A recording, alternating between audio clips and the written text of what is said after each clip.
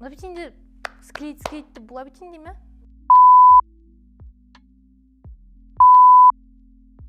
Мен табибларга түгел теория заговорга ышанам. Һәр кешенең үз башында үз җилкәсе. Башта җилкә. Күз алдына китереп карагыз, башта җилкә ничегрәк була икән? Аллаһыга шөкер. Сәлам, хәтерләсәгез, онытмаган булсагыз, бу Лимон, мин гүзәл һәм әле күптән түгел генә мин сезгә атна вакыйгалары турында сөйләп, аларга үземнең фикерләремне белдерә идем. Әмма узган ел азагында мин бу тапшырудан бераз арыдым һәм аны паузага куеп торырга булдым. Хәзер күрүегезчә, мин яңадан монда безнең барысы да алышынды, студия алышынды, ясалма булса да гөл барлыкка килде һәм гүзәл дә бераз үзгәрде һәм бу елны мин активрак, продуктиврак һәм бәлки бераз әширәк булырмын дип өметләнәм һәм бу урында минем сезгә дә үтенечем бар. Сез дә активрак, кызыксынучанрак булсагыз иде. Чөнки син тырышып эшләгән хезмәткә бөтенләй бернинди реакция булмаса, син үзеңне буш эш белән шөгыльләнгән кебегрәк хис итәсең һәм ул күңелне төшерә. Шуңа күрә видео ошаса, ошады дип языгыз, нәрсә ошаганын языгыз, фикерләрегезне белдерегез.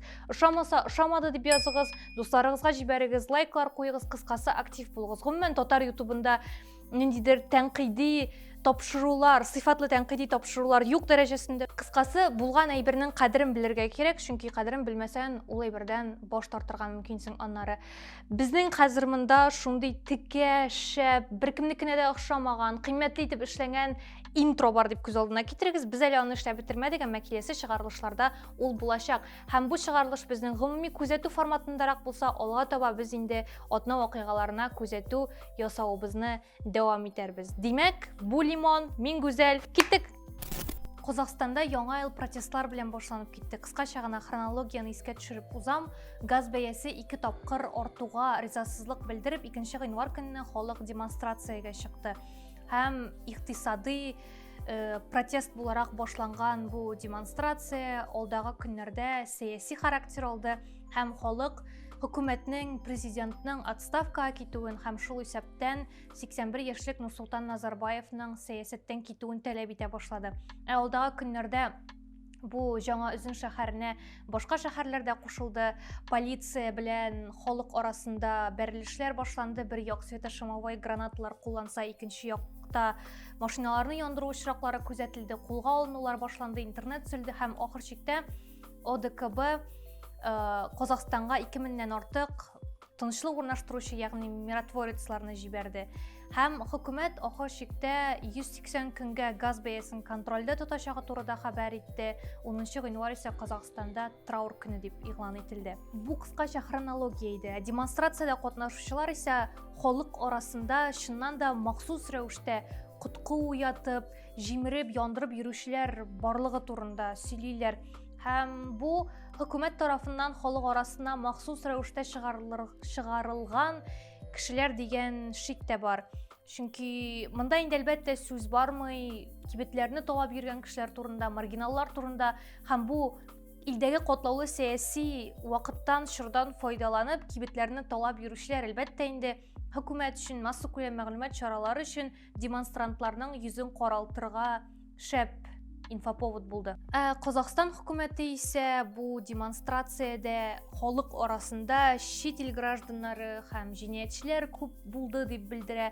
Һәм әлеге демонстрацияны берничә ел буе әзерләнгән, барыбызга да таныш схема дип белдерә. Әлбәттә, аларның шулай әйтәчәге инде билгеле иде, тик шушы сүзләре белән алар халыкны һәм аның ихтыяҗларын кыйммәтсезләндерәләр һәм бөтенләй сызып ташлыйлар диярлек. Чөнки бу сүзләрдән соң әйтерсең, халыкның үзенең фикере була алмый, халык ризасызлык белдерә алмый һәм шул ризасызлыгын күрсәтер өчен демонстрациягә чыга алмый. Аны бары тик ниндидер абстракт, исемсез тышкы дошман гына котырта ала. Кичкенә вакытта балаларны котырталар бит инде. Куркыталар дөресрәге. Тегене эшләмәсән, моны эшләмәсән, җин алып китә, ул салавый алып китә дип. Һәм менә шул җинне бер кайчан да күрмәгән кебек, бу тышкы дошман да инде шундый күзгә күренмәс булып калуын дәвам итә. Һәм кичкенә балаларны җин белән куркытсалар, бу тышкы дошман шул зур балаларны куркытырга ярап тора торган бер нәрсә инде. Иң моңсуы һәм әлбәттә аңлашыла инде бу вакыйгалар Казакстандагы тәртипләргә генә түгел, башка илләрдәге, шул исәптән Россиядагы тәртипләргә дә тәэсир итми калмаячак. Һәм Үзебезнекеләр бу сәяси вакыйгалардан соң шүрепләрне тагы да кысып куймаслар дип өметләнәс килә. Коронавирусның инде сонын югалтык нче дулкыны көтелә. Һәр хәлдә бу турыда Татарстан Республикасының коронавируска каршы көрәш опер штабы һәм Мәскәү мэриясе хәбәр итә. Яңа дулкын исә үзе генә түгел, яңа штамм омикрон белән килә.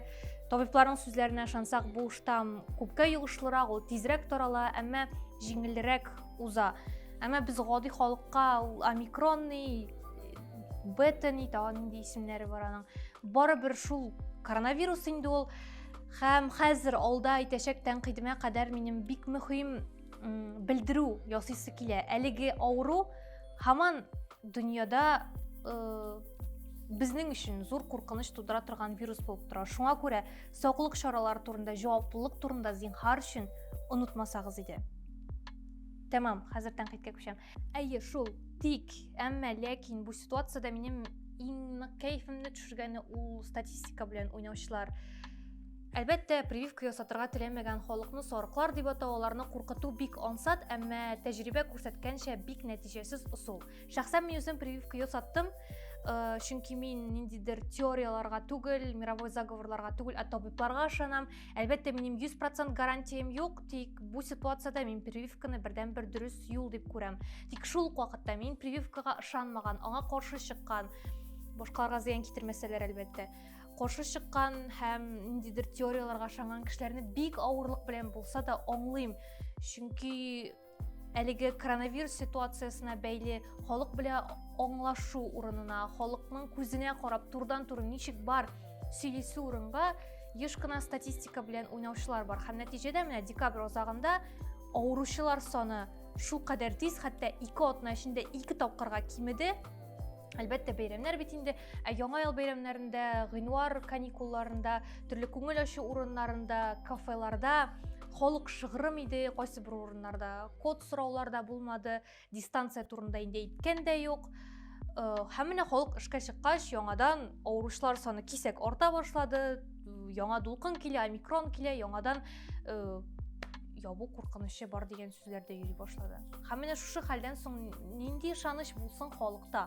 Менә бу статистикага, бу прививкага өндәүгә, чакыруга.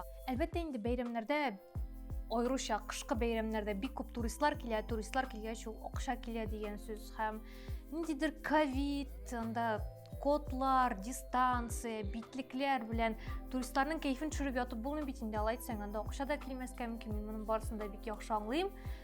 Һәм менә бәйрәмнәр тәмамланды, без барыбыз да эшкә чыктык, туристлар китте. Хәзер инде халыкны яңадан куркыта башласан, яңадан сарыклар дип атый башласан була. Һәм бу ситуациядә халык сезгә эндәшү инде җаваплылыкны үз өстегездә тоеп, үзегез өчен генә түгел, якыннарыгыз өчен дә җаваплылыкны тоеп, статистикада нинди саннар булуга бәйсез рәвештә саклык чаралары турында онытмасагыз иде. Бөтен өмет сездә.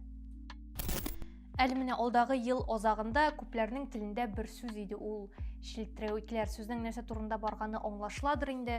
Һәм моңарчы сетевой бизнес белән шөгыльләнүчеләргә карата тәнкыйть фикерләре комментарийларда яки анда кухняда чәй эчеп утырганда, лифтта очрашканда гына ара-тирә яңгыраган булса, менә әле алдагы ел азагында бу эшкә бераз җитдирәк тотынучылар да булды. Монда сүз Альберт Абый Шакиров, Рәмис Абый Латыповлар турында, Альберт Абый үзенең инстаграмында шактый пост урнаштырды, видеолар төшерде, шактый яхшы эш башкарылды кебек. Ул әлеге үзенең шилттерәүкләр турында сериясын 1 сәгатьлек видео нәтиҗә белән тәмамлады. Рәмис Абый исә язма язып чыкты. Әлбәттә, бу тәнкыйть нигезсез түгел иде, һәм аларның төп дәгъвасы бу сетевой бизнес белән шөгыльләнүчеләрнең үз продукциясын ковидтан саклый, реабилитация чорында ярдәм итә, яман ширләрдән дәвалый, урын өстендә ятканнарны аяктан бастыра ише мөгъҗизалар сөйләп, ялган мәгълүмат таратуларына бәйле иде.